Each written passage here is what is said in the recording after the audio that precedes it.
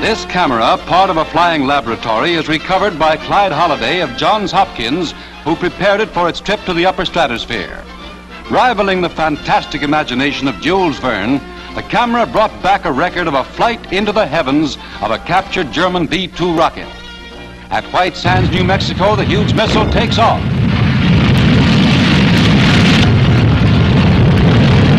Air Force pictures show the rocket in flight, and the flying camera automatically takes over. The huge projectile drops the Earth behind at the tremendous speed of 4,000 feet per second.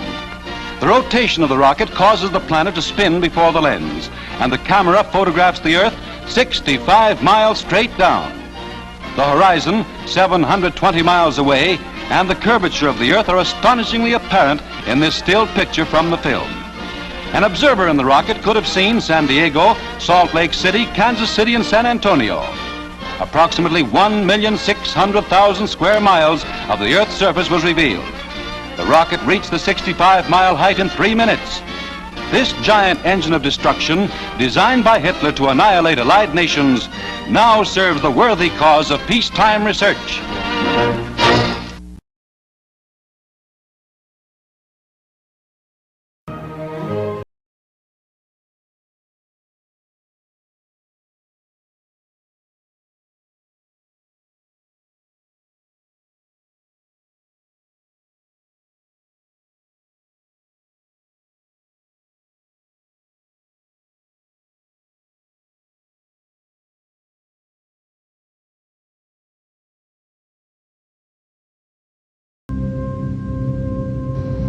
And it was recorded on the 18th Of what? of July, 1969. Apollo 11, Houston, Goldstone says that the TV looks great, over. Do you remember this?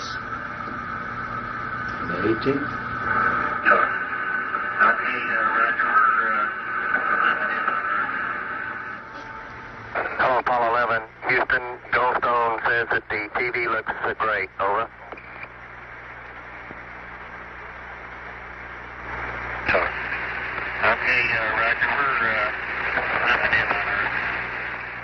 Roger, Neil, we just wanted a narrative such that we can, when we get the playback, we can sort of correlate what we were seeing. Thank you very much.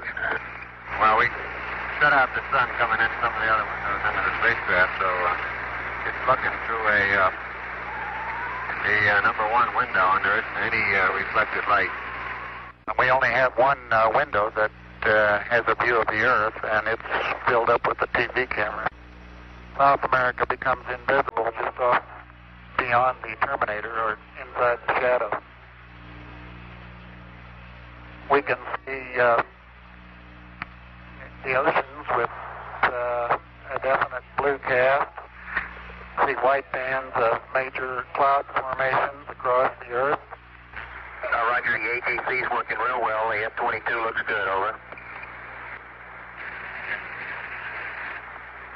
Hello, Apollo 11, Houston, did you copy, over? He copied that, Charlie. Roger, your transmissions the last couple of times have been about 2 by, over. Okay, how do you read me now? Right, you're 5 by now.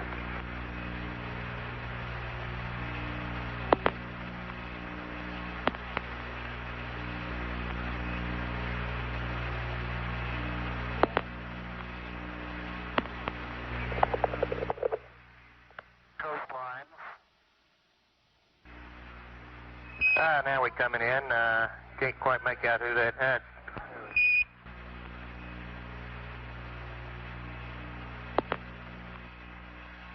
The secret to film is that it's an illusion, and it's an illusion that's created at 24 frames a second.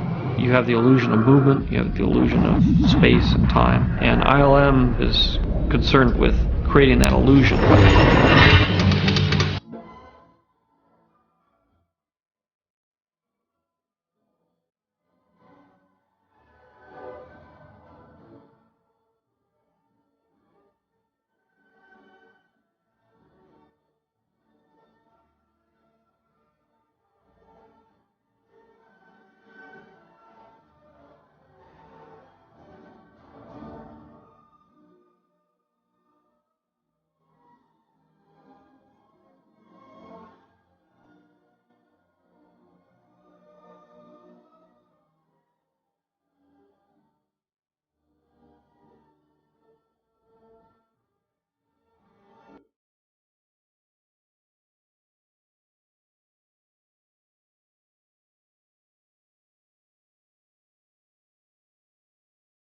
the box office.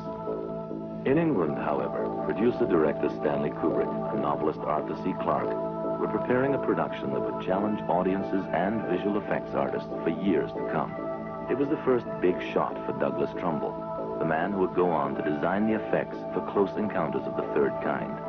And it was the first time that audiences used to the reality of NASA's pristine imagery could truly experience the feeling of being on location, out there. Well, basically, you want to have a moving camera platform. It's been done in the past, many years ago. They did what's called matched moves. Basically, it's when you combine two elements of film onto a single element of film to make them appear as though they were photographed at one time.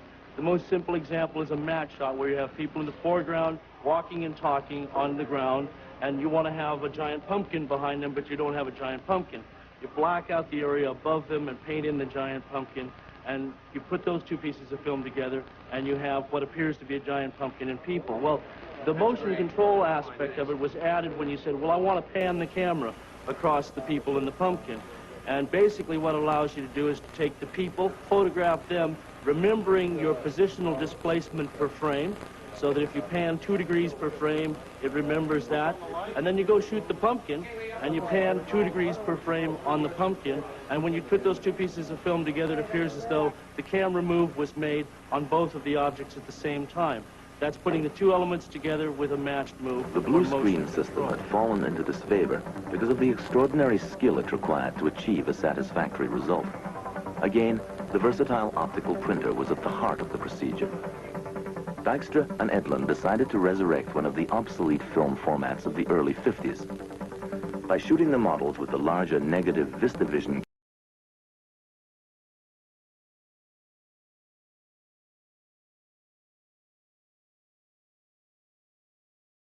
camera, they could minimize any grain buildup through the many compositing stages. Once the subject has been photographed against the blue screen, this optically neutral backing can be processed out, leaving the subject on a clear field, ready to be placed against a separately photographed environment. And when you print a blue screen shot onto black and white film, you end up with a set of protection mats, ready to preserve the area of the film in which the subject will ultimately appear. The classic Méliès's black area trick continues to pop up in increasingly more sophisticated applications.